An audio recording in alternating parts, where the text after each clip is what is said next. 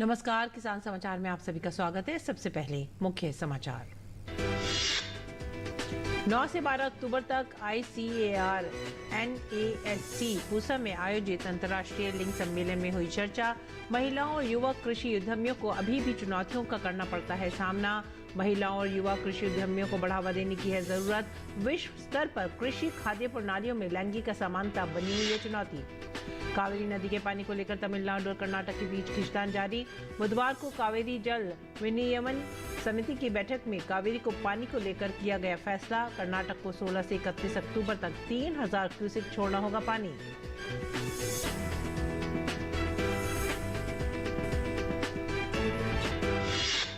मुख्यमंत्री मनोहर लाल खट्टर की अध्यक्षता में बुधवार को हरियाणा कैबिनेट की हुई बैठक। विलेज फार्मर लैंड एक्ट में संशोधन पर भी हुई चर्चा। रैसमाइजेशन आयोग को विविधित दे दी गई है मंजूरी। मुख्यमंत्री ने कहा, विलेज कॉमन लैंड एक्ट में बदलाव पर लग गई है मोहर। उत्तर प्रदेश में बिक्री केंद्रों पर बुआई के समय से 15 दिन पहले बीज उपलब्ध कराने का प्रशासन ने दिया निर्देश। जमाखोरी और कालाबाजारी पर कठोरता से नियंत्रण पर जोर। 60.25 मीट्रिक टन उर्वरकों की उपलब्धता का लक्ष्य तय।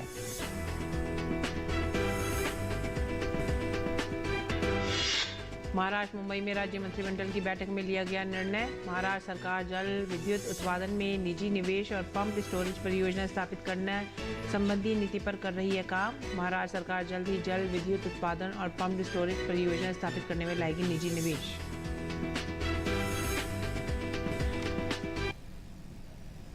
मुख्य समाचार के बाद खबरें विस्तार से।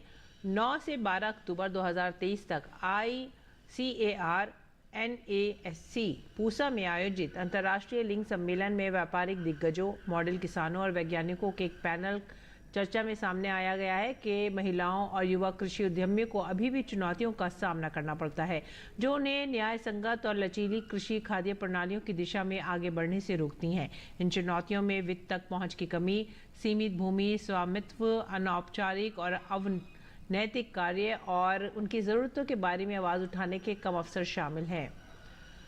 अनुसंधान से प्रभाव तक न्याय संगत और लचीली कृषि खाद्य प्रणालियां की मेज़बानी CGIAR जेंडर इम्पैक्ट प्लेटफॉर्म और भारतीय कृषि अनुसंधान परिषद द्वारा की गई है। इसका उद्घाटन सोमवार को राष्ट्रपति श्रीमती द्रौपदी मुर्मू ने किया था। इस 4 दिवसीय सम्मेलन के दूसरे दिन 18 समांतर सत्र आयोजित हुए, जिसमें बाजरा की कटाई के बाद प्रसंस्करण में महिला किसानों के कठिन परिश्रम को कम करने के उपाय, महिला रेहड़ी पटरी वालों और फेरी वालों के बीच लिंग अंतर का आकलन और आंध्र प्रदेश और तेलंगाना में किसानों के बीच बीज की पसंद के लिंग आधारित चालक जैसे विषयों पर 80 से अधिक वैज्ञानिक पोस्टरों की प्रस्तुतियां शामिल थीं। सम्मेलन के महत्व पर CGIAR जेंडर इम्पैक्ट प्लेटफॉर्म के निदेशक डॉक्टर निकोलिन डीहान ने कहा कि विश्व स्तर पर कृषि खाद्य प्रणालियों में लैंगिक असमानता एक बहुत ही महत्वपूर्ण चुनौती बनी हुई है। विश्व स्तर पर कृषि खाद्य प्रणालियों में लैंगिक असमानता एक बहुत ही महत्वपूर्ण चुनौती बनी हुई है। कुल मिलाकर भोजन में महिलाएं अक्सर पुरुषों की तुलना में कम सुरक्षित होती हैं और वे बाढ़ और सूखे जैसे बाहरी झटकों से भी अधिक प्रभावित होती हैं। नीति निर्माताओं और निवेशकों को सर्वोत्तम समाधानों की दिशा में मार्गदर्शन करने के लिए अनुसंधान, साक्ष्य और व्यवहारिक समझ का संयोजन किया जा रहा है जो लैंगिक समानता और महिला सशक्तिकरण पर वैश्विक लक्ष्यों को प्राप्त करने में मदद कर सकता है। और आगे बढ़ते हैं अगली खबर की तरफ। कावेरी नदी के पानी को लेकर तमिलनाडु और कर्नाटक के बीच खींचतान जारी है। बुधवार को कावेरी जल विनियमन समिति की बैठक में कावेरी के पानी को लेकर फैसला किया गया। इसके मुताबिक कर्नाटक को 16 से 31 अक्टूबर तक 3000 क्यूसेक पानी छोड़ना सुनिश्चित करना होगा। कर्नाटक के पूर्व CM और BJP नेता बसवराज बोम्मई ने इस सिद्धारमैया सरकार की विफलता करार दिया है। Government of Karnataka is unable to point out this in CWRC, CWMA, even in Supreme Court. And the Chief Minister had promised that they will go IA against the earlier order of CWMA. They have not gone and they have been obeying this. The result is that one more order has been slapped on Karnataka to release 3000 cusecs of water for next 15 days. So it's a failure of the government of Karnataka also. मुख्यमंत्री मनोहर लाल खट्टर की अध्यक्षता में बुधवार को Haryana cabinet की बैठक हुई है। बैठक में कई एजेंडे रखे गए। बैठक खत्म होने के बाद मुख्यमंत्री मनोहर लाल खट्टर ने जानकारी दी। सीएम खट्टर ने कहा कि कैबिनेट की बैठक में 36 एजेंडों पर चर्चा हुई। मुख्यमंत्री खट्टर ने कहा कि Sonipat metropolitan development authority bill पर चर्चा की गई। सोनीपत मेट्रोपॉलिटन डेवलपमेंट अथॉरिटी का प्रस्ताव रखा गया। इसके साथ ही श्यामला जमीन पर गौशाला स्थापित करने पर विचार विमर्श भी किया गया। सीएम खट्टर ने कहा कि जमीन एक्ट एजेंडे पर बैठक में मोहर लगी। इसके साथ ही आयुष पद्धति से इलाज को मान्यता मिली है। मुख्यमंत्री ने यह भी कहा कि इस बैठक में 3 एजेंडों को दोबारा से रिवाइज करने के निर्देश दिए गए हैं। मनोहर लाल खट्टर ने कहा है कि विलेज फार्मर लैंड एक्ट में संशोधन पर भी चर्चा हुई। रैसमाइजेशन आयोग को विधिवत मंजूरी दे दी गई है। मुख्यमंत्री ने जानकारी दी कि विलेज कॉमन लैंड एक्ट में बदलाव पर मोहर लग गई है।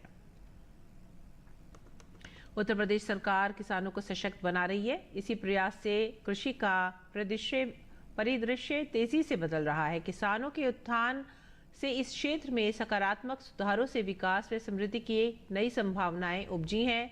60.25 मीट्रिक टन उर्वरकों की उपलब्धता का लक्ष्य तय है।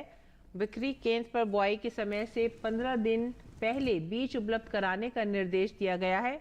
योगी सरकार की ओर से ये कहा गया है कि सुनिश्चित किया जाए कि प्रदेश में प्राप्त होने वाले उर्वरकों का निर्धारित मूल्य पर ही वितरण हो। जमाखोरी व कालाबाजारी पर कठोरता से नियंत्रण किया जाए। प्रदेश में रबी 2022-23 में 59.45 लाख मीट्रिक टन रासायनिक उर्वरकों का वितरण खपत हुई थी। 2023-24 के लिए 60.25 लाख मीट्रिक टन उर्वरकों की उपलब्धता का लक्ष्य प्रस्तावित है। 2022-23 में कुल खपत 59.45 मीट्रिक टन थी। 2023-24 में इसका लक्ष्य 60.25 मीट्रिक टन उर्वरकों की उपलब्धता का लक्ष्य तय किया गया है। कृषि निवेशों की उपलब्धता के लिए समय सारिणी तय की गई है। रबी उत्पादन कार्यक्रम की सफलता के लिए कृषि निवेशों की पर्याप्त मात्रा में आपूर्ति की व्यवस्था बुआई से पहले कर लेना आवश्यक है। अलसी का बीज 10 अक्टूबर तक बिक्री केंद्रों पर उपलब्ध कराने की तिथि निर्धारित की गई है। और उत्तर प्रदेश के मुख्यमंत्री योगी आदित्यनाथ ने आगरा में लघु उद्योग भारतीय राज्य उद्यमी सम्मेलन में कहा कि ये 1 डिस्ट्रिक्ट 1 प्रोडक्ट का परिणाम है कि उत्तर प्रदेश पिछले 5 वर्षों से अपने निर्यात को बढ़ाने में कामयाब रहा है। इन्हीं कारोबारियों की मेहनत का नतीजा है कि उत्तर प्रदेश आज आर्थिक समृद्धि के शिखर पर है। उत्तर प्रदेश तो प्राचीन काल से ही इसकी आधारभूमि रही है। अलग अलग प्रकार के उद्यम अलग अलग क्षेत्रों में रहे हैं और उसी को पुनर्जीवित करने के लिए प्रधानमंत्री मोदी जी की प्रेरणा से हमारी सरकार ने 2018 में उत्तर प्रदेश के अंदर 1 डिस्ट्रिक्ट 1 प्रोडक्ट की अपनी अभिनव योजना चलाई थी। 1 डिस्ट्रिक्ट 1 प्रोडक्ट के माध्यम से परंपरागत उद्यम को प्रोत्साहन कर देने के लिए उन्हें टेक्नोलॉजी मिले, उन्हें डिजाइन मिले, उन्हें पैकेजिंग के लिए प्रशिक्षण दिया जा सके, उनके लिए मार्केट भी उनको उपलब्ध करवाया जा सके और सरकार से उन्हें हर प्रकार की सुविधाएं उपलब्ध हो। इसके लिए सरकार के स्तर पर एक प्रयास प्रारंभ हुआ था और आज उसके बहुत अच्छे परिणाम हम सबके सामने हैं। हम सब जानते हैं कि आज 1 डिस्ट्रिक्ट 1 प्रोडक्ट की इस अभिनव योजना का परिणाम है कि उत्तर प्रदेश पिछले 5 वर्ष के अंदर अपने एक्सपोर्ट को 250 गुना बढ़ाने में सफल रहा है। अगली खबर महाराष्ट्र से। महाराष्ट्र सरकार जल्द ही जल विद्युत उत्पादन में निजी निवेश और पंप्ड स्टोरेज परियोजना स्थापित करने संबंधी नीति लाने वाली है। मुंबई में राज्य मंत्रिमंडल की बैठक में इस बारे में निर्णय लिया गया। पंप्ड स्टोरेज जल विद्युत परियोजना अलग अलग ऊंचाई पर 2 जल भंडारों का विन्यास होता है, जिसमें पानी के 2 जलाशय ऊपर नीचे बनाए जाते हैं। निचले जलाशय की तरफ बहता पानी टरबाइन से होकर गुजरता है, जिससे बिजली उत्पन्न होती है। राज्य सरकार ने 2025 तक गैर पारंपरिक स्रोतों से बिजली उत्पन्न 25,000 मेगावाट करने का लक्ष्य रखा है। और भारत सरकार देश के नागरिकों को खाद्य ज़रूरतों को पूरा करने के साथ अब पोषण आधारित ज़रूरतों को पूरा करने के लिए भी प्रतिबद्ध है। इसी क्रम में भारतीय कृषि अनुसंधान परिषद ने तकरीबन 100 से अधिक ऐसे फोर्टिफाइड किस्में तैयार की हैं जो भारत सरकार की मिड डे मील जैसी योजनाओं के पात्र लाभार्थियों के लिए पोषण सुरक्षा की ज़रूरतों को पूरा करने का काम करेंगी। पादप प्रजनन के जरिए तैयार फोर्टिफाइड किस्मों के विषय पर हमारे संवाददाता ओपी यादव ने बात की भारत के पूर्व कृषि आयुक्त व ICAR के पूर्व उप महानिदेशक डॉक्टर JS संधू से।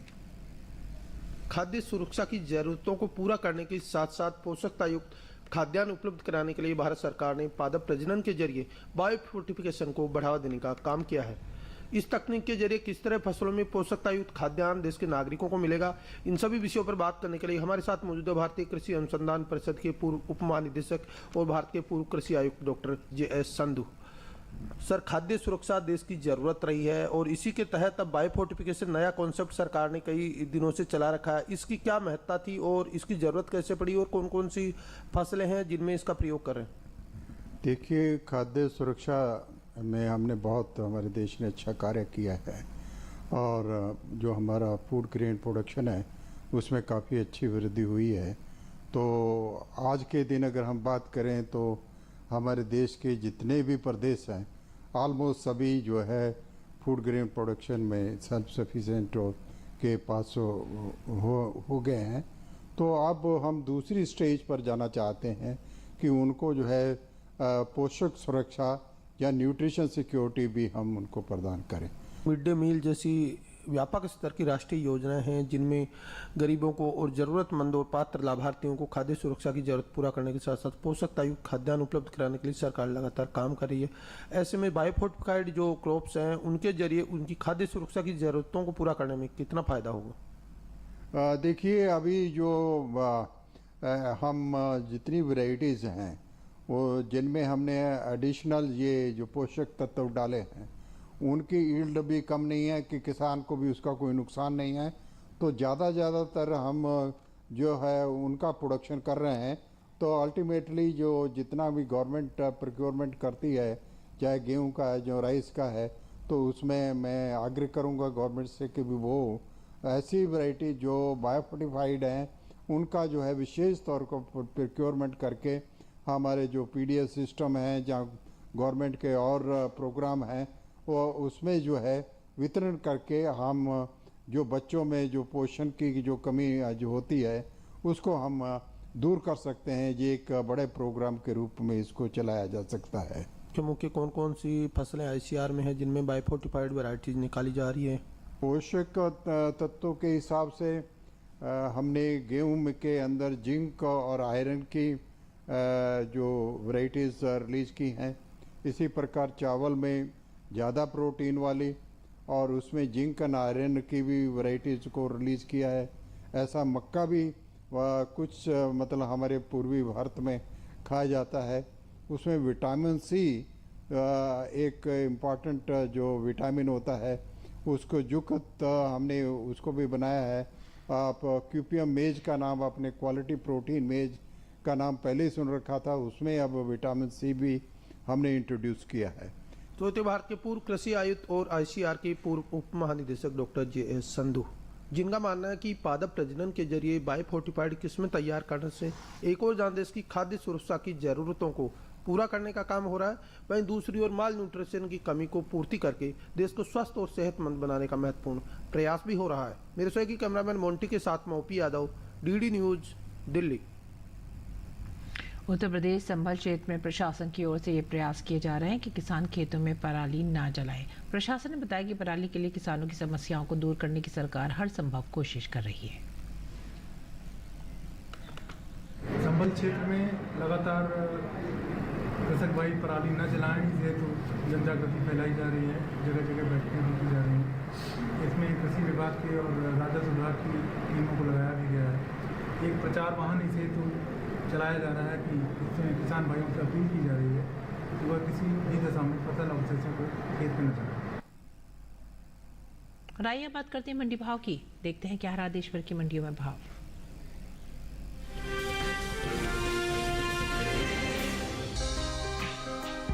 कृषि उपज मंडियों में मूंग की आवक सामान्य है। भाव की बात करें तो बुधवार को सूरतगढ़ मंडी में मूंग के सौदे मजबूती के साथ हुए, जबकि सादुलपुर मंडी में इस दौरान मूंग के सौदों में कोई बदलाव देखने को नहीं मिला। एग मार्क नेट के मुताबिक राजस्थान की बाड़मेर मंडी में 10 अक्टूबर को मूंग का भाव रहा 7,900 रुपए। 11 अक्टूबर को इसके भाव में 200 रुपए की गिरावट आई और भाव हो गया 7,700 रुपए प्रति क्विंटल। हालांकि राज्य की ही सादुलपुर मंडी में बीते 2 दिनों के दौरान मूंग के भाव स्थिर रहे। यहाँ 10 और 11 अक्टूबर को मूंग 7,900 रुपए पर बिकी, जबकि सूरतगढ़ मंडी में इस दौरान मूंग के सौदों में मजबूती के साथ कारोबार हुआ। यहाँ 10 अक्टूबर को मूंग का भाव था 7,400 रुपए। 11 अक्टूबर को इसके सौदे 175 रुपए उछलकर 7,575 रुपए पर हुए। राजस्थान की ही मालपुरा मंडी में मूंग के भाव की बात करें तो यहाँ बुधवार को मूंग का भाव रहा 7,450 रुपए। वहीं उत्तर प्रदेश की जरार मंडी में इस दौरान मूंग के सौदे 7,560 रुपए पर हुए। चालू खरीफ सीजन में मूंग की बुआई बीते साल से पीछे चल रही है।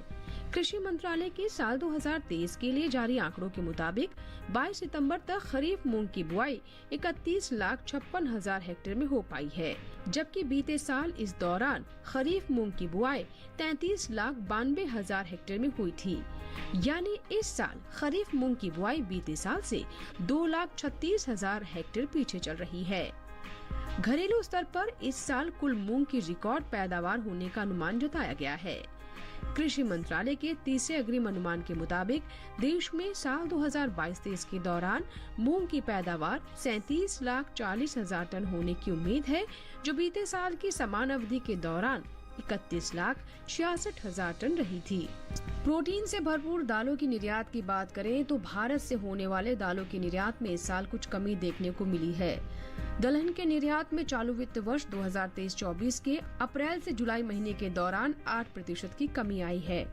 एपिडा के मुताबिक साल 2023-24 में बीते 4 महीने के दौरान कुल दलहन का निर्यात 2,32,000 टन के पार पहुंच गया है, जबकि साल 2022-23 के दौरान दलहन का कुल निर्यात 3,25,000 टन का हुआ था।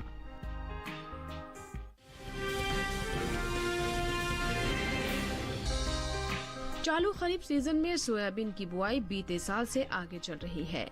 कृषि मंत्रालय के साल 2023 के लिए जारी आंकड़ों के मुताबिक 22 सितंबर तक सोयाबीन की बुआई 125.59 लाख हेक्टेयर में हो चुकी है, जबकि साल 2022 के दौरान खरीफ सोयाबीन की खेती 124.77 लाख हेक्टेयर में हुई है।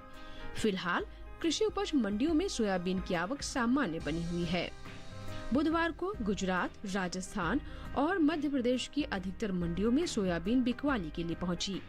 भाव की बात करें तो गुजरात की जेतपुर और मध्य प्रदेश की खातेगांव मंडी में सोयाबीन के सौदों में मजबूती के साथ कारोबार हुआ। वहीं कुजनेर, जलगांव और कोटा मंडी में इस दौरान सोयाबीन के भाव में कोई बदलाव देखने को नहीं मिला। एग मार्क नेट के मुताबिक गुजरात के जेतपुर मंडी में 10 अक्टूबर को सोयाबीन का भाव था 4,200 रुपए। 11 अक्टूबर को इसके भाव में 50 रुपए की तेजी आई और भाव जा पहुंचा 4,250 रुपए पर। मध्य प्रदेश की खातेगांव मंडी में इस दौरान सोयाबीन के सौदों में मजबूती के साथ कारोबार हुआ। यहाँ 10 अक्टूबर को सोयाबीन का भाव रहा 3,800 रुपए। 11 अक्टूबर को इसके सौदे 200 रुपए उछलकर 4,000 रुपए पर हुए। हालांकि राज्य की ही कुजनेर मंडी में बीते 2 दिनों के दौरान पीली सोयाबीन के भाव स्थिर रहे। 10 और 11 अक्टूबर को यहाँ पीली सोयाबीन 4,100 रुपए पर बिकी। महाराष्ट्र की जलगांव मंडी में 10 अक्टूबर को सोयाबीन का भाव रहा 4,150 रुपए। 11 अक्टूबर को इसके सौदों में कोई बदलाव देखने को नहीं मिला और भाव 4,150 रुपए पर बना रहा। राजस्थान की कोटा मंडी में भी सोयाबीन के भाव में स्थिरता देखने को मिली। यहाँ 11 अक्टूबर को सोयाबीन किसी उठापटक के 4,250 रुपए पर बिकी। इस साल कुल तिलहन की उपज का रिकॉर्ड टूटने जा रहा है। कृषि मंत्रालय के तीसरे अग्रिम अनुमान के मुताबिक देश में घरेलू स्तर पर कुल तिलहन की पैदावार रिकॉर्ड स्तर पर पहुंच गई है। साल 2022-23 के दौरान कुल तिलहन की पैदावार 409.96 लाख टन होने का अनुमान है, जो पिछले साल की तिलहन उत्पादन की तुलना में 30.33 लाख टन अधिक है। जबकि बीते साल की समान अवधि के दौरान कुल तिलहन की उपज 379.63 लाख टन थी। कुल तिलहनी फसलों की उपज में शामिल सोयाबीन की पैदावार इस साल रिकॉर्ड स्तर पर जा सकती है। साल 2022-23 के दौरान खरीफ सोयाबीन की उपज 149.76 लाख टन होने का अनुमान जताया गया है, जबकि बीते साल इस दौरान खरीफ सोयाबीन की पैदावार 129.87 लाख टन थी।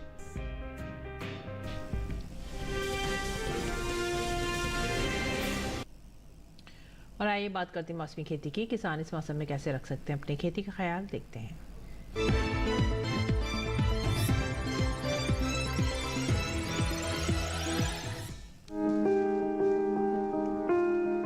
आंध्र प्रदेश में मूंगफली में इल्लियों की रोकथाम के लिए जरूरी दवाओं का स्प्रे करें। आंध्र प्रदेश के गन्ना किसान गन्ने में पोरी भेदक के नियंत्रण के लिए आवश्यक कीटनाशकों का छिड़काव करें। आंध्र प्रदेश में कपास में चूसक कीट के नियंत्रण के लिए एसिटामेप्रिड का छिड़काव करें। साथ ही कपास के खेतों को कीटों से बचाने के लिए पीले चिपचिपे जाल लगाएं। अगर यहाँ कपास में गुलाबी इल्ली का प्रकोप दिखाई दे तो नीम के तेल का स्प्रे कर लें। आंध्र प्रदेश में ही मिर्च, बैंगन और टमाटर की नर्सरियों को सड़न रोग से बचाने के लिए कॉपर ऑक्सीक्लोराइड का छिड़काव कर लें। यहाँ पपीते में तना गलन रोग दिखाई देने पर इसकी रोकथाम के लिए रेडोमिल का इस्तेमाल करें। आंध्र प्रदेश में अरहर में जाला कीट के नियंत्रण के लिए दवाओं का छिड़काव कर लें। आंध्र प्रदेश के किसान कुल्थी दाल की विभिन्न किस्मों की बुआई कर सकते हैं। साथ ही यहाँ सभी सब्जियों में चूसक कीट के नियंत्रण के लिए एमिटाक्लोप्रिड छिड़कें। आंध्र प्रदेश में ही भिंडी में पत्ती धब्बा रोग के नियंत्रण के लिए किसान विशेषज्ञों की सलाह से दवाएं छिड़क लें। यहाँ के धान किसान धान में पत्ती फटना रोग की रोकथाम के लिए कीटनाशकों का छिड़काव कर लें।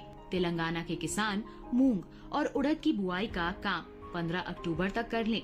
अरंडी की बुआई भी यहाँ 15 अक्टूबर तक की जा सकती है। यहाँ तेलंगाना के उत्तरी और दक्षिणी इलाकों में 15 अक्टूबर तक मूंगफली भी बोई जा सकती है। अगर यहाँ मूंगफली में लीफ माइनर का प्रकोप दिखाई दे तो इसके नियंत्रण के लिए जरूरी दवाएं छिड़कें। तेलंगाना में मिर्च में इल्ली का प्रकोप हो तो इसके नियंत्रण के लिए इनके अंडे और लार्वा को इकट्ठा करके नष्ट कर दें। अगर प्रकोप ज्यादा हो तो इमामेक्टिन, बेंजोएट और फिप्रोनिल का छिड़काव कर लें।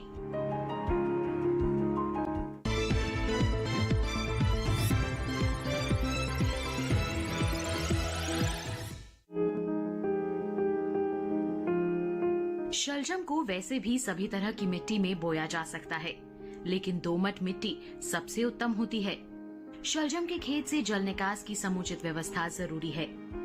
पूसा कंचन, पूसा श्वेता और पंजाब श्वेत, पूसा स्वर्णिमा और स्नोबॉल इसकी प्रमुख किस्में हैं।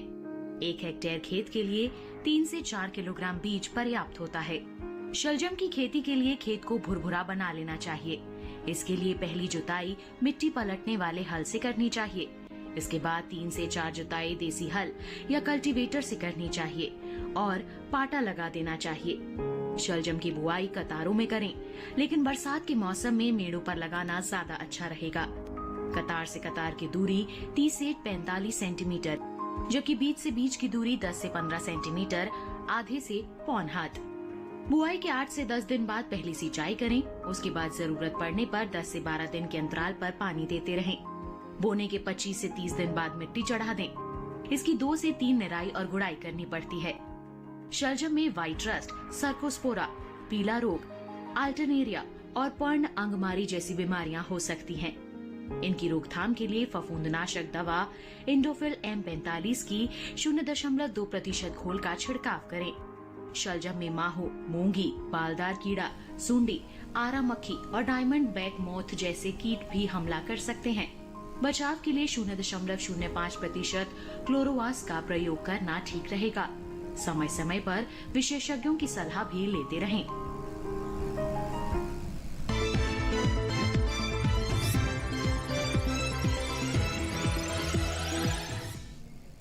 और आइए अब जानते हैं कुछ और खबरें खास खबर में। उत्तराखंड के दौरे पर पहुंचे प्रधानमंत्री नरेंद्र मोदी ने पिथौरागढ़ के सीमावर्ती क्षेत्र में स्थित आदि कैलाश के दर्शन किए। प्रधानमंत्री ने वहां स्थित पार्वती कुंड पहुंचकर विधि पूर्वक पूजा की।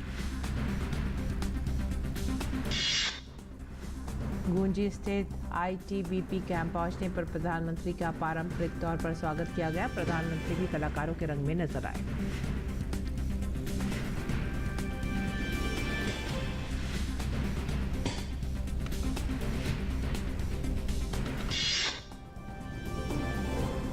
भाजपा कार्यकर्ताओं ने दिल्ली शराब नीति मामले को लेकर दिल्ली सरकार के खिलाफ विरोध प्रदर्शन किया। इस मामले में अभी तक आम आदमी पार्टी के मनीष सिसोदिया और संजय सिंह को गिरफ्तार किया जा चुका है।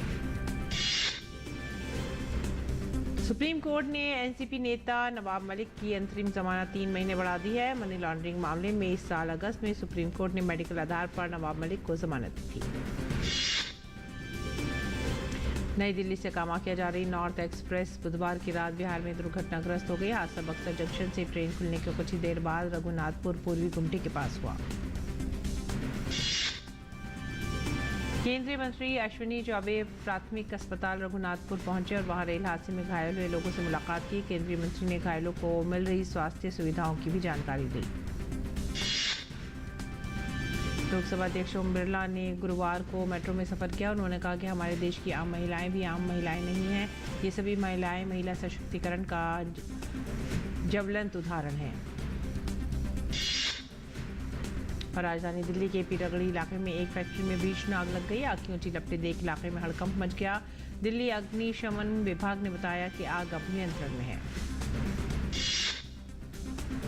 संयुक्त राष्ट्र में भारत के स्थायी मिशन के परिसर में वसुधैव कुटुंबकम पट्टिका का अनावरण किया गया। संयुक्त राष्ट्र में भारत की स्थायी प्रतिनिधि रुचिरा कंबोज और भारतीय सांस्कृतिक संबंध परिषद के अध्यक्ष डॉक्टर विनय सहस्त्रबुद्धे ने इसका अनावरण किया।